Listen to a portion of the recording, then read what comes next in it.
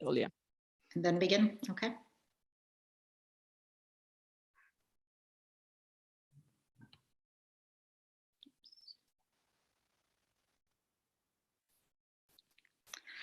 Distinguished guests, colleagues, and friends of the International Crisis Group, good afternoon or morning or midday or whatever is appropriate to your time zone. And thank you for having joined us today for this roundtable on security in the Western Balkans, Bosnia's dual challenge. My name is Olga Oliker. I am Crisis Group's Program Director for Europe and Central Asia, and I am really thrilled to welcome you on behalf of my colleagues and all of us from the Conflict Prevention and Peacebuilding community. For those of you who don't know us, Crisis Group is an independent organization that works to prevent wars and shape policies that can build sustained peace. Our mandate is to engage with all parties and support efforts to prevent, mitigate, and resolve violent and deadly conflict. And we do so by sounding the alarm bell, by providing independent, field-based, and high-quality analysis, and by engaging directly with conflict actors and key international players like yourselves to encourage informed and intelligent action that forwards the cause of peace.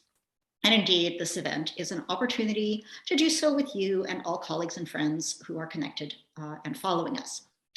For our virtual roundtable today, just so you know, we've got about 100 folks who registered on Zoom, a very rich and diverse audience, policymakers, experts, diplomats working on peace and security from the European Union and its member states, colleagues from civil society and international organizations, folks from the region.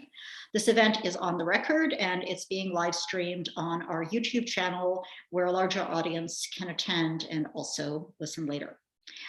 This event is part of an ongoing collaboration between Crisis Group and the European Commission under the Instrument Contributing to Stability and Peace, and in partnership with the European External Action Service. We would like to thank the European Union very much for their support. So the way this is going to work is I am going to chat with our panelists for about 40-ish minutes. And then we will open the floor to Q&A with the audience, which we're going to ask you to do by posing questions in the chat and in the Q&A. But I want that to be a very robust part of this discussion because it's a great group of you out there and we really do want to hear what you have to say. A note before we begin. You may have noticed that what we have here today is a manel. We do not have any panelists today who are not men. That is not how we like to do things. It's not how I personally like to do things. Crisis Group and I firmly believe that the participation of women and of other people who are not men is crucial to conflict resolution, to conversations about conflict resolution, and that a peace that allows for the exclusion of voices on the basis of gender or other attributes for that matter is not a true, a lasting, or an inclusive peace. We are committed to inclusiveness across all of our activities. And I want to talk a little bit about how we do this. We do it by streamlining gender-sensitive conflict analysis across all of our work, by making every effort to shed light on poorly understood gender dynamics in conflict settings, including the shaping of norms and politicization of societal expectations and how they differ by gender. With the financing that supports this roundtable specifically, Crisis Group seeks out the viewpoints of women from a variety of socioeconomic, religious, ethnic, and other backgrounds as we do our research. We monitor that our publications are gender sensitive and address differentiated impact of violent conflict on people of different genders. We include women who are active in local civil society and in activities that will integrate civil society organizations and experts to ensure that they are there to discuss key conflict issues and potential responses. We specifically target women as part of our advocacy activities, and we strive to ensure adequate representation and participation of people of all genders at our events. And yet today we have a panel before you composed of men. I'm not going to make excuses for it. I am going to say that one thing I've noticed in recent months, as travel has recommenced, as the end of the year approaches, as people are being asked to appear more and more both in person and virtually, that women have seemed to me more likely than men to pull out of events. I don't know if that's just my perception, if it reflects a deeper reality. I have a suspicion that people face different challenges professionally due to their gender, and particularly at this time of year, your likelihood of being stretched thin may be higher if you happen to be female. But the other thing this says to me is that our methodology for ensuring adequate gender representation is not sufficient, and that we at Crisis Group need to do better. And I can tell you that we carefully assessed whether we wanted to continue with this roundtable despite the situation, and given Bosnia's fragility and the urgency of what's going on the ground, we decided to hold the conversation. But we do that with the recognition that we have failed on this important count. So I want to apologize on behalf of Crisis Group. I want to reassure you that we will continue all our efforts to ensure adequate representation of women's expertise and viewpoints, and indeed of expertise and viewpoints that represent a variety of usually underrepresented groups. We will redouble our efforts to ensure the adequate participation of people of a variety of genders in our work and what we do. I personally would like to take this opportunity to pledge not to take part again in an academic or policy discussion event that has more than 2 speakers if all of those speakers are men. So I'm sorry, we're sorry. Having said that, I would like to introduce our speakers for today, who are very capable, competent people, and who I think we will have a really interesting discussion with. So we have Kurt Bessiner, co-founder and senior associate of the Democratization Policy Council, a Berlin-based think tank established in 2005, long-term Balkans watcher. We have Srećko Latal, who is a researcher on the Western Balkans at the Crossroads Project. He is with the Prague Security Studies Institute, and he's an editor of Balkan Insight, another long-term watcher of the Western Balkans since the 1990s. And finally, Marko Prelic, who is our consulting senior analyst on the Balkans here at Crisis Group. All 3 of these men have been watching the region for a very, very long time and know a lot about it. So to start off the conversation, I am going to turn first to Marko to ask him whether Bosnia and Herzegovina is about to fall apart. Will Republika Srpska secede? What's going on, Marko? Hi, Olya. I guess the answer to your question in my mind is that it is Bosnia and Herzegovina is falling apart already, but in extreme slow motion. So, and arguably it has been falling apart for some time, and the slow-mo has been getting a little bit less slow.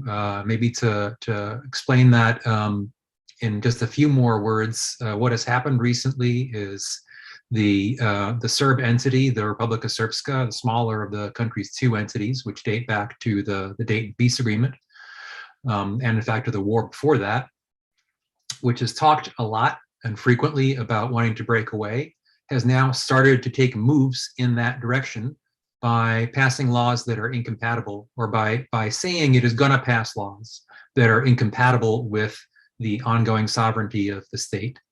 But its schedule for doing that is running into next year. So the laws are supposed to pass next summer, and then after that they would take effect. And so we would be looking at potentially a really acute crisis sometime next year, which is also probably not coincidentally an election year. Elections are due in October, so I think we're potentially looking at a big crunch sometime mid to late 2022. Thanks, Marko. So I want to turn to Kurt to ask what's behind this harder line from the Serbian community, and is there space for compromise before things get worse? What's behind this move by Dodik, but also the slow motion trajectory that Marko talked about, which I agree with, is the idea that European Union enlargement was going to solve this, and we didn't need the executive peace enforcement tools in the Dayton Agreement. And so we've been on this trajectory for coming up on 16 years now, and it's been documented in slow motion. So Dodik is each time He has pushed the red line further out. He has been appeased. He's been given something, and that's what has been talked about. I'm sure we'll talk about it further in the package of reforms and changes that the international community has been pushing the most expansively by Commissioner Varhelyi. Both the election law and constitutional reform, but also state property, to kick that down to the lower levels to basically partition the country property-wise, and rescind the genocide denial change to the constitutional code. So Dodik, I think he wants what he says he wants, but he also expected more resistance than he got. And instead, we are allowing our policy to be defined by him and his colleague and partner, Dragan Čović, head of the HDZ-BiH, the Bosnian Croat Nationalist Party, which has been pushing for those election law changes, basically to ensure that he is going to be the president. So that is the matrix that led us to where we are now. Okay, thank you, Kurt. And I want to come back to a lot of this, but first I want to ask Srećko about the election reform dispute between the Bosniaks and the Croats, which is kind of the, and Kurt already alluded to it, but it's the other side of this crisis. Can you talk a little bit to what's going on and how can that be repaired? Well, thank you. Very good question. The problem is that at the moment it's very difficult to say whether or how this will be repaired, because in fact yesterday American and European Union negotiators have announced that they are effectively suspending the negotiations until further notice, saying that conditions are not good for continuation of this process.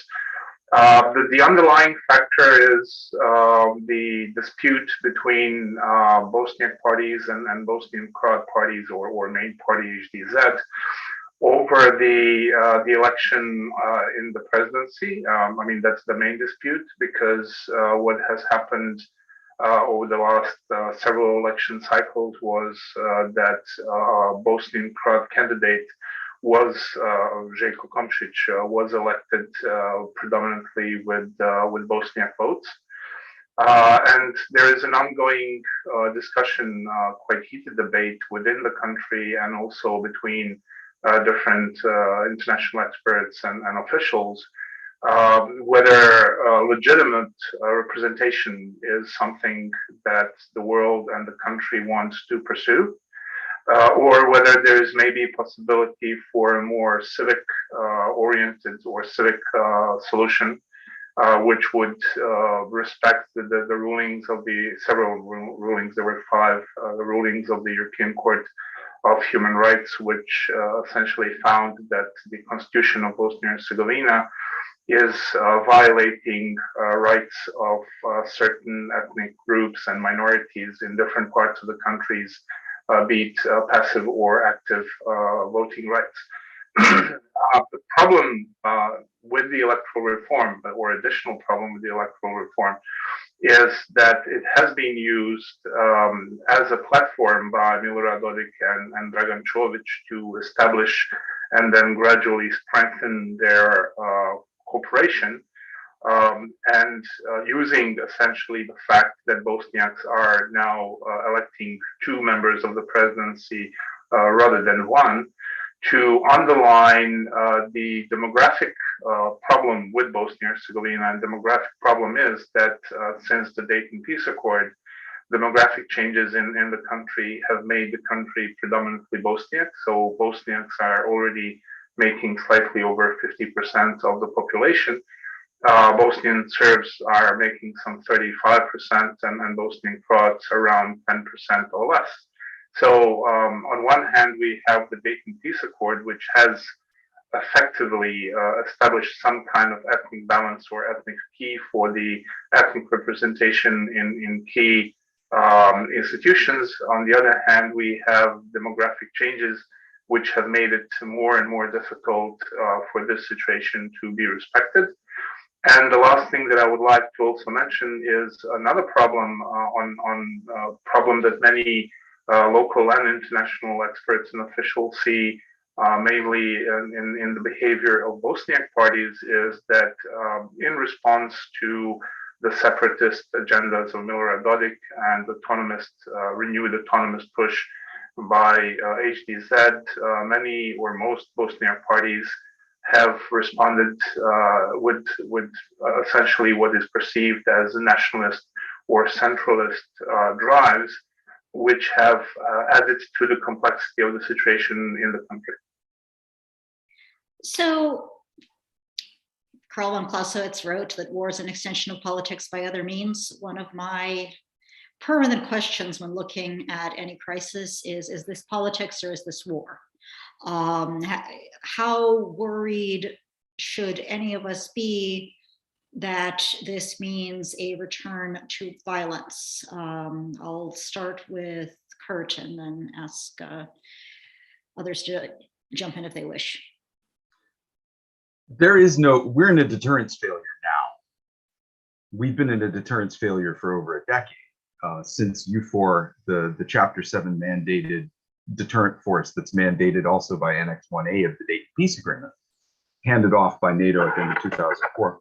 It's been below strength for that long. It's now 660 troops. The potential for violence is real. And the High Rep has been very clear about this.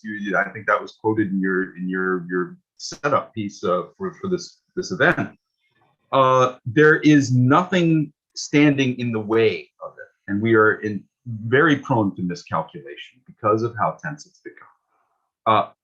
The potential good news is that this could be diffused quite quickly, not solved, but diffused in the sense that if you take away the secession narrative, Dodik, by making it impossible, by putting troops in Brčko, which my organization has advocated for well over a decade, that makes that impossible. That's all he has. Dodik only has his secession narrative. Now, you still have to arrive at a constitutional system that has validity among the citizens of the country. But what's perverse about this crisis is that at a time that political elites of every flavor and stripe are really despised by their people, the international community, led by the EU, but now very energetically pushed with the United States involvement as well, was coming to try to give them an incumbent protection program in the name of trying to pacify this. So we've allowed our agenda to be dominated by the troublemakers, and because we don't want to use those hard power tools to reassure citizens that violence won't be possible, instead we've shifted into an appeasement gear. So violence is a real threat. Marco, do you agree? And is the binary that it's either you try to do diplomacy, but that turns into appeasement, or you've got to be willing to go to hard power? Is that also how you see it? I'm going to disagree with my friend Kurt here and say, well, not totally disagree, I guess. I think there is some potential for violence, but we're about as far from the situation on the eve of the last war as it is possible to be, in a whole lot of different ways. So I think it's understandable the people who have lived through that and stayed in the country, and people whose careers were marked by it, as many of ours were, would be ultra sensitive to the prospect of war in Bosnia. But what we're really not looking at is any significant possibility of a replay of 92 to 95. So many fewer people, many fewer weapons, many fewer young people who would typically be the ones who would be conscripted into fighting. No real sign of any popular surge, which I guess you don't really need, but still, tiny percentages that are willing to fight on any side. No real signs of preparing for war, and some extraordinary statements coming out of RS, including the Milorad Dodik, the RS member of the presidency, Serb member of the presidency, saying, not only would we not attack, if attacked, we would not fight, which, you can take however you like, but is clearly sending a kind of signal there. And I guess the question I would have for my friend Kurt is, what would putting troops in Brčko do? I mean, they would presumably be there just under the same peacekeeping mandate that S4 and then U4 had. You know, they're not there to enforce Bosnian law. They're just there to preserve a safe and secure environment. I'm not real clear on what the point of that would be. Srečka, what do you think? Do you see violence as likely, and do you see more presence as part of the solution? Well, in short, I would say that violence is possible, still hopefully not likely and not in the immediate future. So in a way, I see also good news and bad news. Good news being, as Marco said, that the context and the military capabilities in Bosnia and Herzegovina and in the wider region have changed. So there is no military dominance of JNA, which has triggered a series of wars in the Balkans in the 90s. There is also the fact that most of the people in Bosnia and Herzegovina, as Kurt said, are dissatisfied primarily with their own ethnic leaders, and most of them, a vast majority of them, would not really want to fight a new war. But there are also the bad news, and the bad news is that it has been clear, at least to me, ever since late 90s, that the war, or let me put it this way, that the peace in Bosnia depends directly on the territorial integrity of the country. And the moment that the territorial integrity of the country becomes jeopardized, that's the moment when Bosnia and Herzegovina will start slipping towards another conflict. That conflict would certainly not be, if it happens, and of course I hope it won't, it would not be anything like the one or those that we have seen in the 90s. But on the other hand, I would like to stress that in a way the situation is even more complicated or even worse than the situation in the 90s, especially from the perspective of regional and geopolitical context. Because as you know, in the 90s, the situation in Europe and the situation in the Balkans was dominated exclusively by the USA and the EU. And the breakup of former Yugoslavia was essentially the failure of the US and EU to prevent that failure, that breakup, and the subsequent wars.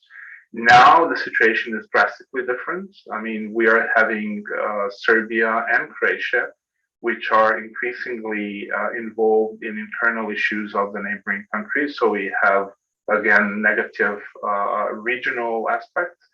We have much stronger role and influence of Russia, of Turkey, of Gulf countries, China, in the internal politics of each and every Balkan country. In fact, I would dare to say that influence of Russia and China and Turkey together is certainly stronger than the influence of the European Union in the Balkans. US is still respected for its political and military power, but the US has not been exercising that power for more than a decade. And again, we are seeing these negative consequences of these divergent influences, which are part of the crisis. Marco, you want to jump in on this?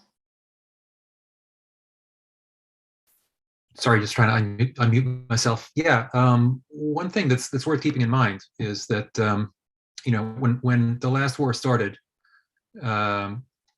people were afraid that it would be like the war before that, like World War II. Okay, World War II took about 1 million lives in the territory of former Yugoslavia. The war in Bosnia was as horrible as we all remember it being, but killed about 100,000 people, so about 1/10. The fact that it's not necessarily going to be as bad as the last time doesn't mean that it's not bad. And it may be possible, and this is now getting really sort of into speculation, because we don't really have information that would allow us to do more than that at this stage. it may be possible that that leaders will decide to use violence and the trauma that it inflicts on society to get themselves across the finish line, so to speak. So if you want to break up the country, it's very hard to get agreement, to get buy-in to that. But once there's a war, it becomes somewhat easier. Or if you want to, fundamentally reconfigure the country, it's also quite difficult to do that. But once there's fighting, once there's, people taking up arms, you might think that you can do things that were not otherwise possible. And I think there's some signs that the leaders of the warring factions in the early 90s were thinking along those lines. In some cases, they were fighting not so much to win an explicit goal, but to create the conditions under which certain political solutions would become thinkable. And we might emphasize the might, see something like that again. Kurt, you want to jump in on this increasingly depressing point? Well, yeah, I mean, first of all, it doesn't need to be the scale of, I agree with both Marko and Srećko that the correlation of forces, to use that old Soviet term, is different than it was in 1992. Everybody's about equally armed in terms of, man for man, and the advantages that the army of Republika Srpska had in that war of, first mover advantage and heavy weapons advantage. They don't have. But all it takes is a few people being killed to change the dynamic completely, as Marko just alluded to.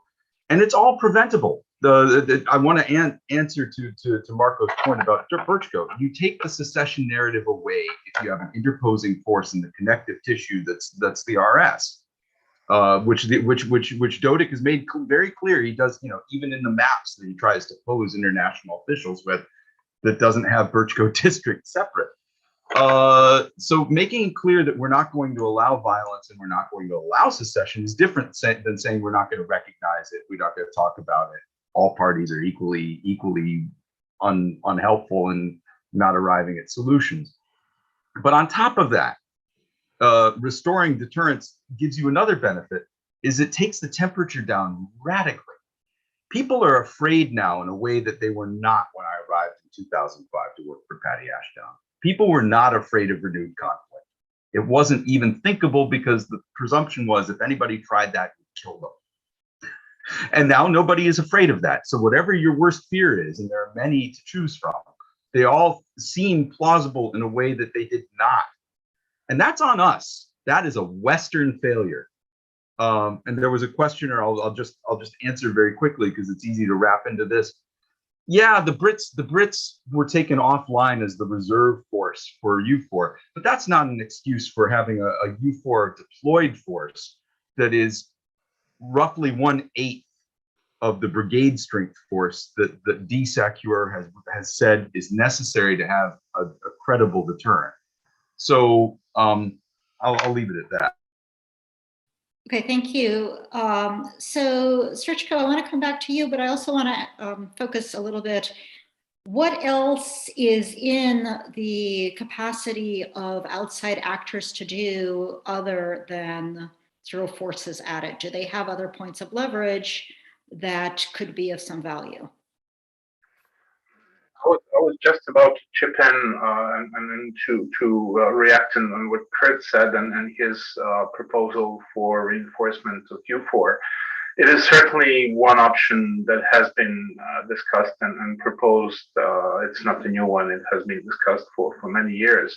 But what I would like to stress is, again, having in mind this significantly changed regional and geopolitical context, I'm afraid that we are out of safe and easy solutions.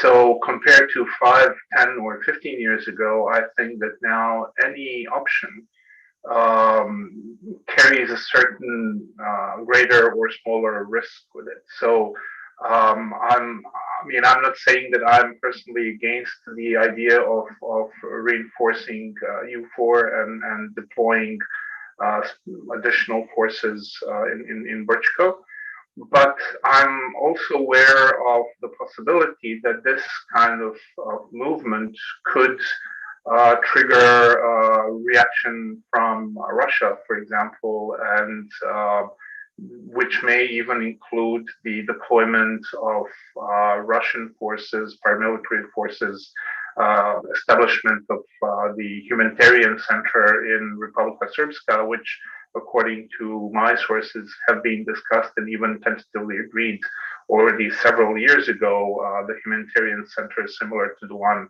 that exists in a niche in Serbia. So I think that, you know, US and EU, they have different options and different tactics and strategies that they can and should apply. One option is to go harder and to reinforce EUFOR, to use sanctions, etc., etc.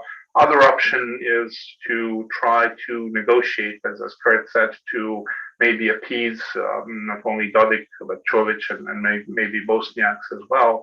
The problem that we see is that the US and EU are choosing either option, or let's say they have been negotiating, but they have not been negotiating from the position of serious power, serious effort.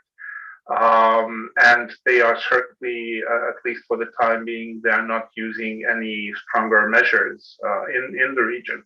And to very quickly respond to your question, again, I think that regional and geopolitical context is very important, because pretty much all external powers, they have their own stakes in Bosnia and in the rest of the Balkans.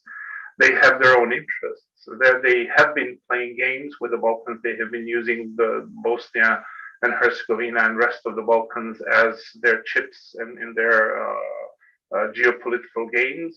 One could assume that in case of any further escalation of crisis, Turkey, as well as some of the Gulf countries, would support Bosniaks or Bosnian Muslims, not only financially, but potentially also with some troops, weapons, money, whatever. And this is the core of the problem as we see it. I mean, most experts, and I think that all of us panelists will agree, that Bosnia and Herzegovina, but also the rest of the Balkans today represents a major security risk for not only for the Balkans, but for all of the Europe. But we really don't see that this fact is being recognized, maybe a little bit more by Washington, but certainly not by the European capital. Marco, why do you think Western powers have not taken more action, have not tried to use the leverage that they have? What is, do they feel that it's hopeless? Is the analysis that it won't work, or are they just spread too thin? Do they not care? What's going on? Great question. Something I wonder myself. I think it's multiple factors. One is that this has slid way down the priority list.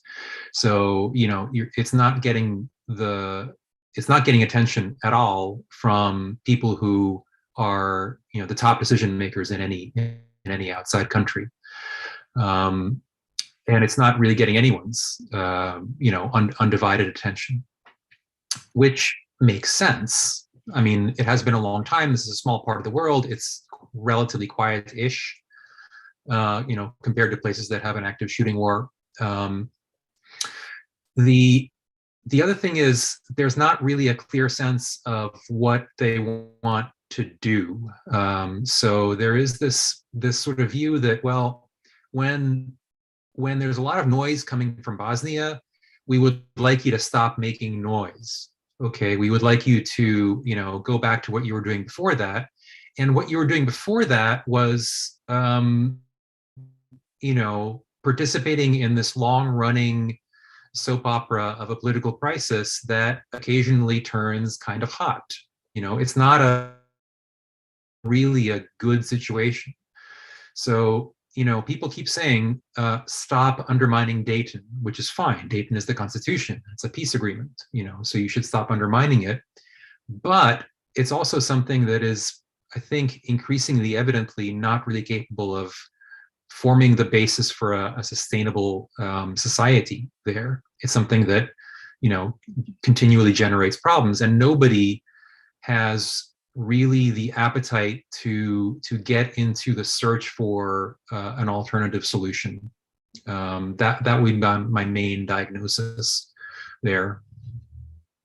So for a lot of years, the notion was that eventually the EU would enlarge and everybody would join the EU and everything would be fine once everyone joined the EU. And in order to join the EU, people would calm down and start behaving themselves. Kurt, what's happened to this theory? Well, it's still the operative policy that is still being pursued, despite, I would call, a decade and a half of demonstrated failure in Bosnia. And I would posit that it's not working well anywhere else in the Western Balkans either. But it's never been revisited. And so I think the biggest hurdle that we face toward reversing the current dynamic, or at least halting it and then beginning to reverse it, is not that it's impossible to do, and it's not just changed circumstances. So I take Stretcho's point but if there has been geopolitical encroachment and relative diminution of leverage, again, that's on us. It's because we stuck with the old formula despite not being able to change it. I think that this rising to be a political problem rather than just a bureaucratic problem may help us finally turn it around, so long as people in the bureaucracies of the European Union primarily, but now clearly also the State Department, have been telling their bosses, we got this handled. We don't need to use those nasty executive tools. We've got our soft power. We have our European perspective should be enough. Clearly that's failing. And the diplomatic effort to try to package this all up and repacify it also has hit the wall, as was mentioned just a moment ago. I think that's great because it was going in the wrong direction. So I'm glad there may be a chance for reassessment. But ultimately, the bottom line is, in Bosnia's case, you have a situation where the political elites that are empowered by Dayton, what you have right now is free range Dayton. This is Dayton without enforcement. This is rules-free Dayton. We stopped enforcing it in 2006. And so this is what it naturally defaults to. That is, these guys can keep what they stole, keep stealing, remain unaccountable politically and legally, because they've taken over the legal structures as well. Nothing the EU can offer them is better than that. So instead, you end up, the only lever you have, if you don't use hard power tools, you don't want to enforce, you don't want to admit you screwed up and be getting it wrong, all you could do is throw money and goodies at them. And validate them by meeting them and calling them president and so forth. That's how they're attempting to modulate the behavior, and it's not working. So that's why we are where we are. Marco, do you want to jump in on this? Yeah, I mean there is also a problem with the fact that the main framework for dealing with Bosnia is exactly this EU enlargement framework that you laid out, Olya. And if you were to unpack it a little bit, the pitch from the EU is more or less, okay, Bosnians, you've got these really fundamental disagreements about what your country's going to be that you love arguing about and that mean a lot to you. And what we want you to do is to just not talk about that at all for the next 15 to 20 years, and instead work on these sort of really unpleasant, boring reforms that incidentally will also prevent you from doing the kind of corrupt self-dealing that Kurt alluded to just now. And then at the end of that, we're going to you're going to have rule of law, which means that you will probably go to jail, and then a few years after that your country gets in the EU, unless we've lost interest by then, which we probably will. And for some reason, people are not really keen on that. Srečko, do you want to jump in on this as well? Yeah, I mean, I wanted to say two things. I mean, one is that to underline that I do believe that responsibility for the crisis in Bosnia and Herzegovina lies primarily with the local actors, and is essentially directly linked with the collapse of the Washington Agreement and then Dayton Agreement, which resulted in the situation where the three main ethnic groups once again have opposing views on the past, present, and future of the country. But one thing that I wanted to add, and to essentially briefly venture out of the Bosnia and Herzegovina specific issues, is I want to stress that the crisis is present across the Balkans. But in each and every Balkan country, it is a different crisis, and all these crises have one thing in common, and that is the failure or even collapse of the European integration perspective. And as a result of this collapse, we are seeing today tensions and arms and weapons brought to the border between Serbia and Kosovo. We see ethnic and religious tensions and protests in Montenegro. At the conference that I attended a few days ago, one of the senior officials in North Macedonia said that unless Albania and North Macedonia do not get the start of the negotiations date in the next month or so, that the government in North Macedonia will definitely fail, that the North Macedonia will have to have elections in the next few months, and will then follow the path of Bosnia and Herzegovina. Again, this is, the crisis in Bosnia and Herzegovina seems to be and is probably the most difficult and the most obvious. But this failure in the transfer of responsibility from the US to the EU, which took place sometime after 2006, 2007 in the Balkans, is again creating a major risk for the entire continent.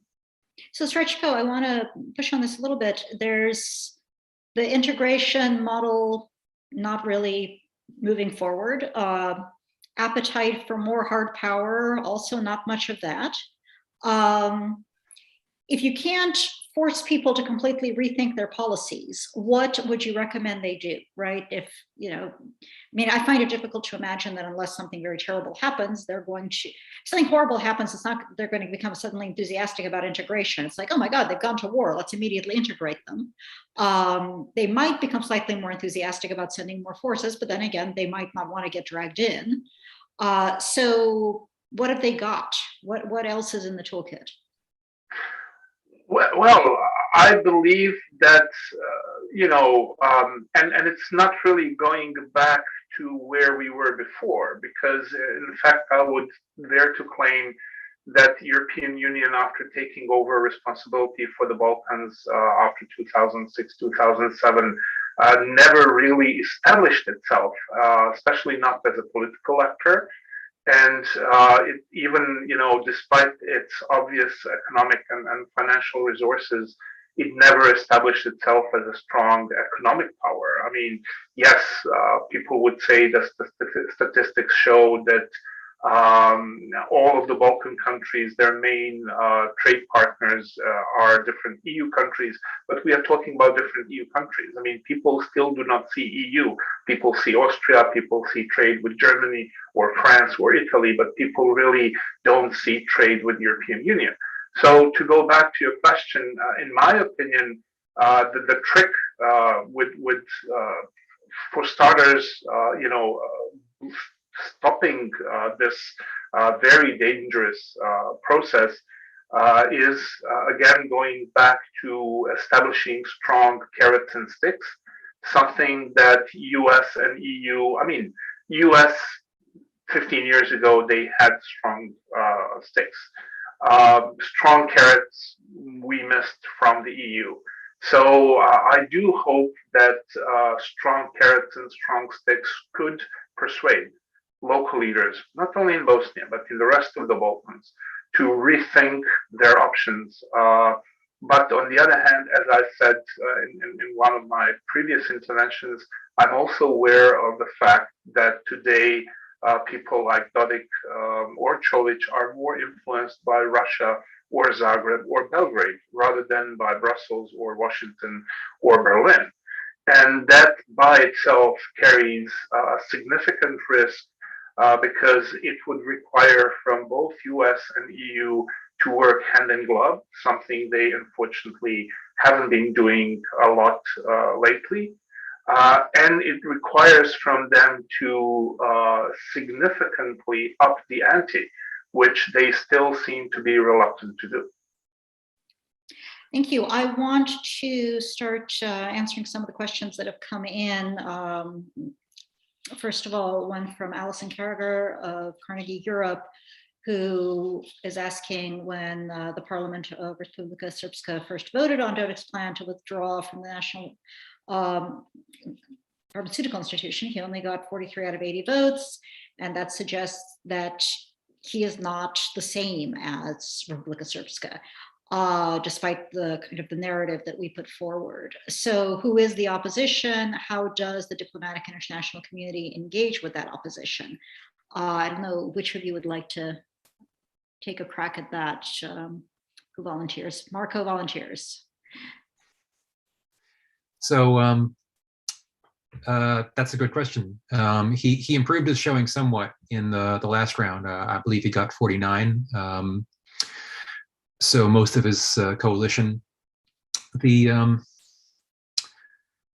The fact is that no one. I listened to that entire session in a just sort of mind-numbing one mind-numbing afternoon, and I don't recall a single Serb delegate to the assembly opposing him on the merits, saying, well, we don't think that we should be trying to take these powers that we've transferred to the Bosnian state level back. Of course, we all want to have them back. What we disagree with, Mr. Dodik, is how you're doing it. We think it's too rash. A few of them were actually saying we think it's not rash enough. And it struck me as them basically trying to make the best of this in political terms with an eye toward next year's elections, that they don't want to hand him a success that he can then ride into a better showing in next October's polls. The other thing that's worth keeping in the back of the mind here is that everyone in Republika Srpska and everyone in BiH, for that matter, all the political actors, just assume that ultimately this is really all going to be decided somewhere else, somewhere out in the international community. And they're counting on that. And to some extent, the opposition is courting the international community by seeming to be more pro-Bosnian than they probably deep down really are. I mean, some of these opposition people, let's not forget, are from the party that, presided over the genocide of the early 90s. So it's a bit, I don't know, I guess it kind of gives you pause, but a good question. Okay, thank you. And I think, Kurt, do you want to jump in here? Yeah, very briefly, and I answered some of it in the text there, but I mean, she can't see that.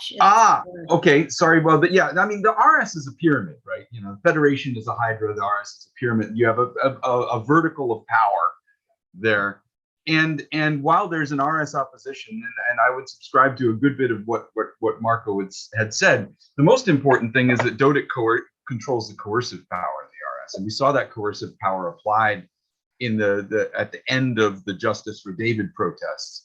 And so there's genuine fear, which actually brought out people from the institutions at some risk to themselves to join those protests. So while there is some differentiation, there's not an alternative vision being propounded from the RS opposition, or really from any quarter in Bosnia and Herzegovina, to other than trying to further optimize the system to suit their political agendas, and usually political ethnic agendas. So I do think that there's there needs to be engagement with the opposition, but I think we need to leapfrog a lot of the political actors and really first try to create a more stable environment for people to feel secure. Not just from a safe and secure environment should not simply mean against a resumption of armed conflict, but it also should be read to mean, and can be read to mean, prevention of application of coercive power against peaceful demonstrators. And a lot of people are afraid of their own power, the police in their own canton or entity. That would allow movement and actual get a reading of the situation of what people actually want, rather than what the Dodiks, Jovic's, Izetbegoviches et al. Want, which I think we already have a pretty clear idea. Okay. Thanks, Kurt. I've got a question from our good friend, anonymous attendee, who asks how any of the three of you, I suppose, see the role of Vučić regarding the rhetoric of Dodik and his secessionist tendencies. Strechko, go ahead. It's a great question, and if we would ask that question to 5 different local or international officials and experts, we would probably get 6 different answers, and probably all these answers would be at least partially true and partially wrong. The fact is that the relationship between Vučić and Dodik is different from those that Vučić had, the Dodik with Tadić before Vučić. And on the other hand, Vučić is clearly playing quite elaborate chess game with both regional and global actors. So sometimes he's supporting Dodik, sometimes he's opposing Dodik, sometimes he's doing one thing publicly but the opposing thing privately, and vice versa. But what I'm seeing recently is that Vučić has been coming under increased pressure from both Americans and Germans, and especially in regard to the problems that have been caused by Dodik, as well as some of the criminal developments in Serbia. Vučić, regarding the latest Dodik initiative, the withdrawal from the state institutions that Dodik initiated in July, and then the launch of this initiative for the so-called return to the original Dayton, which Dodik launched in October, Vučić was relatively silent on it. So he avoided to directly declare himself. The problem being is that there is ample evidence to suggest that Dodik has received green light from Russia on this latest initiative. And as long as Russia is supporting Dodik, he really doesn't need support from Vučić, or he can even go against his objections, which was, for example, the case in 2016 when Dodik held this referendum on the day of Republika Srpska, despite the fact that a major part of the international community, as well as Vučić, openly criticized him for that, and Vučić publicly told him not to do it. Thank you. I actually want to invite everybody to ask more questions, and I think they're coming in, but before I read them, I want to follow up on this a little bit and ask Marco and Kurt to weigh in a little bit on how they see the Russian and Turkish engagement, involvement, and actually interests in all of this. Kurt, do you want to go first? You seem... I'm happy to, sure. Didn't mean to jump ahead of Marco. I mean, look, I think Dodik is Russia's most valuable player in the region, and that relationship is tighter. Vučić is doing this arbitrage. You know, he's juggling the Russians, the Americans, the Chinese, the Europeans, the Turks, the Gulfies, and doing that very well. I think Russia wants to both obstruct further enlargement, both of NATO and the European Union, and generally give the West a hard time and humiliate the West in a region where it has been dominant for a very long time. China is what's very interesting is that we first saw this in the Security Council last summer, when China aligned itself with Russia in objecting to the appointment of Christian Schmidt as International High Representative in Bosnia. And then we saw it again with the U4 mandate debate last month. So China is becoming far more assertive diplomatically worldwide, but you see that in the Balkans as well, and they have more economic. They plug into the mainframe of whatever the power structure is in a given country, use the paper key, and then they get leverage. Turks do much the same. So I think that the real story, while geopolitical contestation does change the dynamic, in Bosnia and Herzegovina, this is a place, again, where structurally, as a result of the Dayton Peace Agreement and the relative correlation of forces, the biggest vacuum is our own will to accept what's gone on, accept the fact that we've been getting it wrong, and design our policies appropriately and our posture appropriately. That doesn't mean that the Russians couldn't still make trouble, but I think we could radically reduce their leverage. It's a first mover advantage question. Right now, it's a vacuum. It's a void. And so I think that what's happened, unfortunately, I'll leave it at this, and it's in the dynamic that I sort of explained in the chat. There's some graphics. Effectively, the EU and the US are behaving in the same way towards elites in Bosnia and region-wide as the illiberal actors are. We're validating them. We're trying to co-opt them. And effectively, from a citizen perspective, it looks like we're on the political leaders' side against them as citizens. And that's a dynamic that is real self-inflicted wound. And it impedes the development of functioning democracy in Bosnia and Herzegovina and region-wide. But it also it puts the lie to this idea that we're on the side of freedom and democracy versus authoritarianism, because we're effectively investing in the distressed assets of the bad guys because it's the easiest thing to do, and we can cover our tracks of a failure that got us to where we are. Well, we're the ones, I mean, we, right, collective West, not sure I can take responsibility for it, are the ones who put these people into positions of power. I mean, it also occurs to me, and I want to turn to Marco with this, that NATO and the EU are, at least when it comes to Bosnia, are in violent agreement with the Russians about no NATO or EU enlargement to these places, right? Or to this specific place. There's, this is not Russia being a spoiler. This is Russia wanting desperately something that's happening anyway. So Marco, what's your take on all of these geostrategic engagements? Well, I think if I had to guess about what the Russians were doing, because they're not, really very transparent about this. This is not an area that is, anywhere near their primary concern.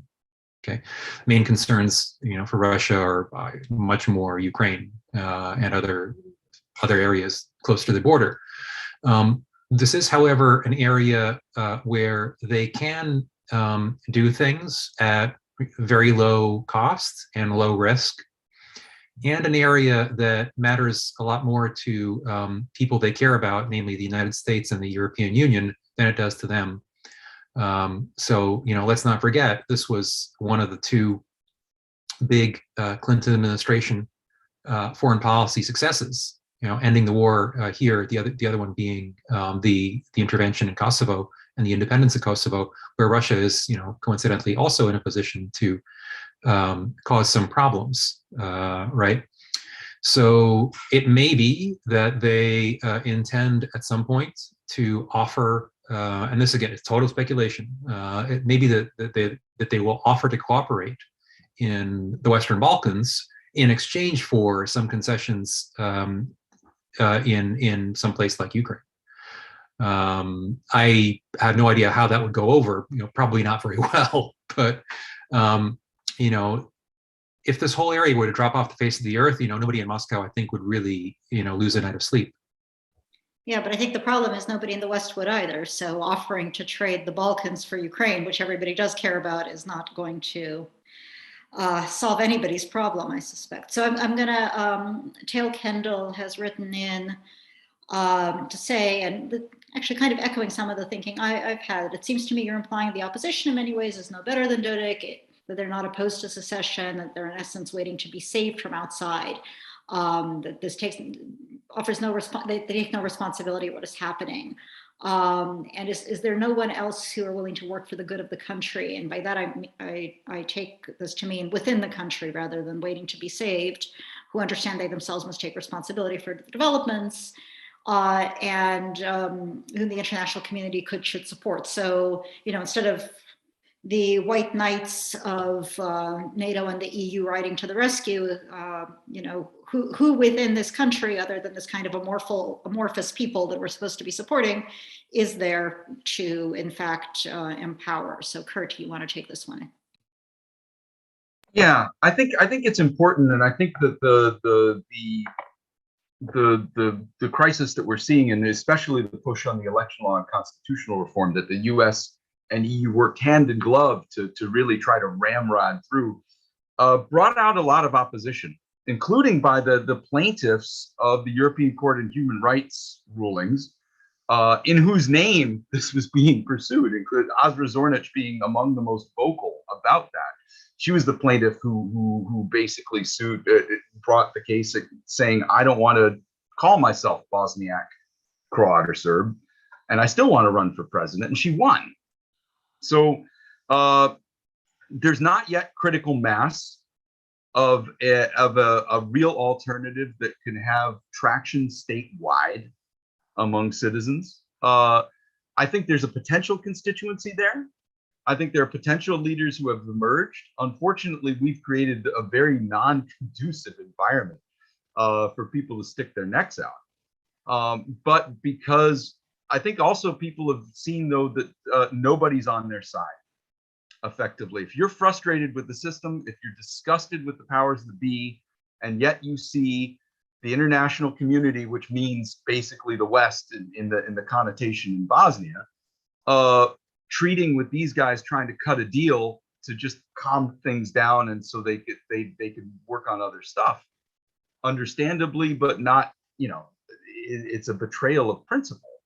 You're gonna either want to leave the country or tune out. But a lot of people are very frustrated, and they're like, okay, we've got to take this into our hands because no external actor has our best interests in mind. Not the EU, not the United States, not the Russians, not the Chinese, not the Turks, not the Arabs, nobody.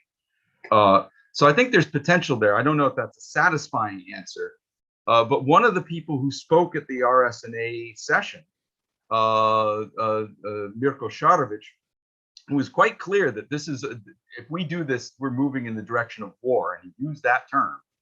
He was the most statesman-like minister in the Bosnian government for 2 governments running, which is surreal because he was moved from office earlier by the High Representative for anti-Dayton activity. So I think with different incentives, you might have some people behave differently, probably not the apex predators of this system, but people below that. I mean, I have to say, kind of this notion that it's the job of the West to save the people from their governments in the Balkans or anywhere else. I'm not 100% certain that the populations of Western countries feel that that's their job, or that the governments of Western countries feel that that's their job, that, this kind of notion that it is the people themselves need to save themselves. Srčko, you want to jump in? Yes, and you're absolutely right, and I share your frustration as the resident of Bosnia and Herzegovina. I share your frustration with a situation where my country depends again on the decisions that will be made elsewhere. But the thing is that Bosnia and Herzegovina, or even the entire Balkans, has been created by the US and EU interventions. So there is implied responsibility there. That's number one. And even more importantly, I think that, or let me put it this way, I hope that EU and US decision makers will not be observing this issue and this question from the point of view of their moral obligations, which in modern world are or can produce dubious results.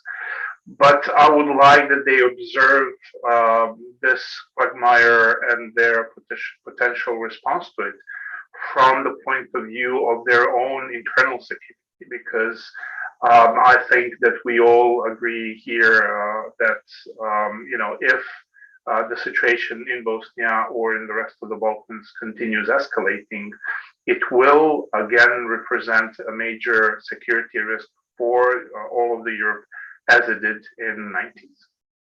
And I would also like to very quickly jump in and give my 5 cents on the previous question, and would actually take it even further. I think that both Kurt and Marco were too diplomatic and too nice. I mean, the problem that we are facing in Bosnia and Herzegovina is that very often opposition parties are worse than the ruling ones in different ways. Milorad Dodik, who is now kind of embodiment of almost all the problems that Bosnia and Herzegovina is facing, but of course is not the only one. He is actually very often respected not only by Bosnian Serbs, but also by Bosniaks and Bosnian Croats for the courage and steadfastness that he is showing in his politics. He doesn't care. And people, unfortunately, in the modern world tend to like that. What we are seeing with most opposition parties is that they are playing games and they are at the same time trying to portray themselves as better option than the ruling parties, but are very often taking the same populist and nationalist and radical positions and views, trying to essentially do the same thing that the ruling parties are doing. And their main motive is very often, again, I'm not trying to equalize all local politicians, but very often local parties show that they want to take over power, not to be responsible managers and governors, but to essentially do what the ruling parties are doing, to share the spoils, to distribute the positions, etc., etc. Thank you. Marco, you had your hand up for a moment, but you took it down. Was it because you didn't want to jump in anymore? Or? I just, yeah, I figured you'd see it and call on me. I didn't want to have a little symbol up there. Something super important about that question. I'm sorry, I forget the name of the person who asked it. It was about the opposition and the point that, isn't there anyone who's willing to fight for the country, to do what's right for the country? They all think that that's exactly what they're doing, all of them. And this is, if I could get one point across tonight, and you forget everything else that I said, it would be that they all, sure, they're all corrupt, absolutely, but they all also think that what they're pushing for is the right thing, and people keep voting for them on that basis, right? Because that's what they come out with in the election campaign. So, it's not like they're thinking we just want, sink Bosnia for its own sake because we're evil people. They really think that it will be better certainly for their constituency if there's less Bosnia, and we're talking about the RS now, or no Bosnia. That's the way forward. And the thing that makes this so tragically hard to deal with is the country is just split almost exactly 50-50 between, these two incompatible visions, more stronger central government versus weaker central government. That's a problem. So we are running low on time. What I'm going to therefore do is read out the 3 questions we have in the queue, and then go back to all 3 of you, first Rechko, then Kurt, then Marco, to respond to these questions and offer any concluding thoughts that you would like to offer. So the 3 questions, all from variations on the theme of anonymous attendee. I don't know if it's all the same person, 3 different people, or some combination thereof.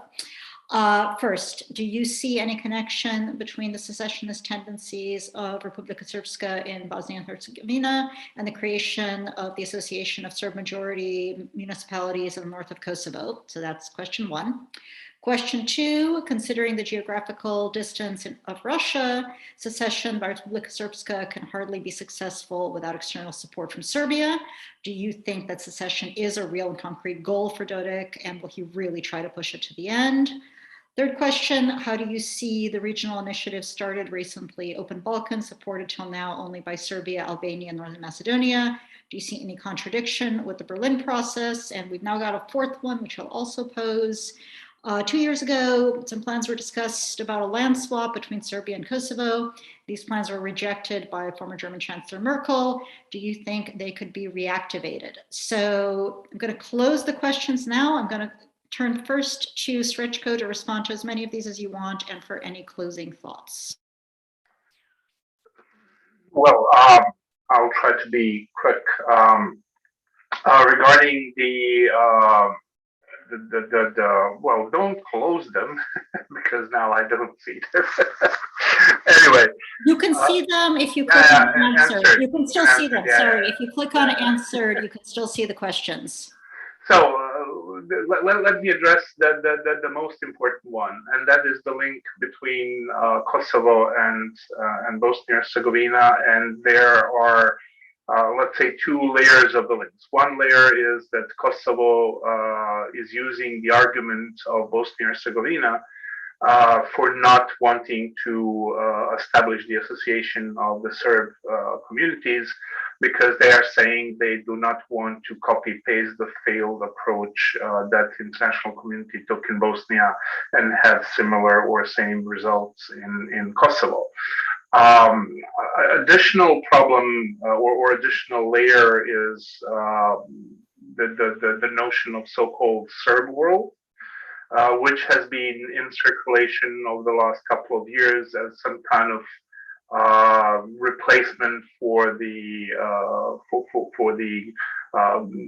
calls for Greater Serbia, Greater Albania, Greater Bosnia, Greater Croatia from 90s. And in essence, it has to do with the idea of the land swap, and it comes down to the point where some officials in Serbia and in Republika Srpska, they believe that if Serbia is to restore or to regulate its relationship with Kosovo, it needs to get something in exchange. The original deal that was offered to Serbia and to Kosovo was a membership, or something close to the membership. Membership in the European Union is clearly not on the table. And again, as we've been discussing, this is a major problem. And in the absence of the EU membership, some Serbian officials and some Bosnian Serb officials are saying, well, if you're not giving Serbia membership, then at least they should get Republika Srpska. And then I will close with this last question about the real possibility of secession. I do think that if Dodik is allowed to continue without very firm, not strong, but concrete and relevant reaction from the US and the EU, I am quite convinced that Dodik will continue pushing this envelope until he eventually has the situation which is either legal or territorial disintegration of Bosnia and Herzegovina, which cannot happen without new conflict. Thank you. Kurt. Yeah, I mean, I'll pick up on that point. I mean, on the land swap, border correction, whatever euphemism, partition pitch that was made. I don't think, I mean, you've got a different government in Kosovo now, which largely came back to power because of the United States helping depose his government, Albin Kurti's government previously. I don't think that could be resurrected easily. And the new German government's no more for it than the previous one was. And I think a lot of other member states were behind Germany, or at least sympathetic with its objection. On Open Balkans, Certainly, from what I understand, the people behind the Berlin process see it as contradictory, while the Americans are pitching it as more is better. And it's very weird how the United States has gotten behind this from out of nowhere. It's become the main policy point. And usually, when you hear economics being touted, it means that the political process has failed, and so we'll shift gears to throw money at it, and everything will be cool. So the point is that a lot of EU members see it as contradictory, and it's mainly an ego vehicle for Vučić and Rama. On whether Dodik wants to pursue it, I agree with Srečko, and I want to add one thing. I mean, if we're always playing this intent game. And usually the subtext to questioning intent, which you have to do, is how little can we get away with dealing with this? How can we ignore his threats? And ignoring this has gotten us to this point. Had there been a credible deterrent, we wouldn't be here. Had there not been appeasement on the legal structure with the structured dialogue on the judiciary, et cetera, we wouldn't be here now. So I think he will push it if doesn't have resistance, and that will mean violence one way or another. And on the association, certainly Kosovars see them as linked. And so you do have this rope-a-dope of what are we going to get? We need to be compensated. And there had the damage of discussing the land swap was it opened the door to territorial changes.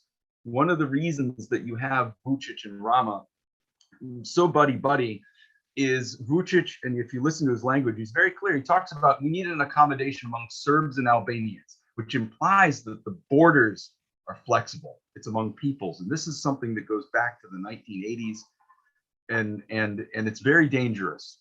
So I think that is a subtext under which certainly they think they're going to fly under open Balkans, and it now has an American imprimatur, which is problematic, I would posit.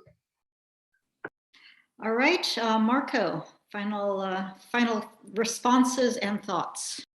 Yeah, I'm glad we're actually wrapping up with this comparison in some ways. We're looking at the links between Kosovo and Bosnia and Herzegovina, two countries that really don't understand each other well at all, given that they were part of the same, Yugoslavia and are very close. The Association of Serb Municipalities is totally unlike Republika Srpska, and the intensity, and it is very intense, of the Kosovar opposition to the association is testimony to how little genuine understanding there is of things in BIH. The problem that Bosnia has with Republika Srpska is that it has an effective chokehold on decision making at the central level. It is not that it is an autonomous entity. I mean, people in Sarajevo don't care that RS gets to decide what's taught in the schools and whatnot. They care that they can veto everything, and there's nothing in the association, of that nature. And there is an odd sort of similarity, in fact, between the vision of governance of the current Kosovo government of Albin Kurti's Vetëvendosje movement and that of Dodik, including in very literal ways the criticism that Kurti's government recently gave of a constitutional court, Kosovo constitutional court decision having to do with the Serb Orthodox Church, which was basically, yeah, we're not going to pay attention to that because the court got the law wrong, is exactly the same as what Dodik is saying about the Bosnian Constitutional Court. Yeah, theoretically we're supposed to listen to it, but we disagree, so we're not going to. And I think now to get it back to Bosnia, and this is my last comment, what I think he is saying, who knows what he really means, but what Dodik is saying is the vision of Bosnia and Herzegovina that we see our fellow Bosnian citizens in Sarajevo and the international community the vision that you're working on, we reject that. Okay, if that's what you want, we're leaving. And, you know, at that point, we can maybe renegotiate. But if you don't want to renegotiate, we're going to try and leave. That, I think, is the message. And I think it's entirely serious. And I think it is something that that is also, yeah, it opens up a lot of risks for people there and for the region as well. Thank you, Marco. We have a comment in the chat. We are out of time. I'll read the comment because YouTube viewers, I think, don't have access to these chats.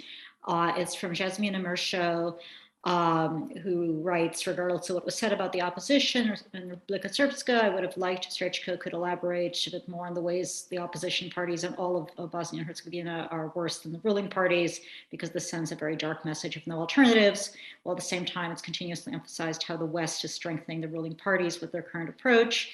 Keeping in mind some of the meetings held between opposition parties from Republika Srpska and some parts of the FBIH, I would kindly disagree that the alternative would be worse than the current situation. And Jasmina is from the European Network of Political Foundations. You know, I think we could go on this and on other topics and on agency and on responsibility and on what's worse and for whom for a very long time. Perhaps we should get back together to have the broader conversation. I think I would enjoy that. In the meantime, I would like to ask all of you to join me in thanking our panelists and thanking one another, thanking our audience for the participation and engagement, and also thanking the European Union for their support of this discussion, which again, I do hope is one of many more to come. But thank you all for joining us and for really a very rich, if not optimistic, discussion.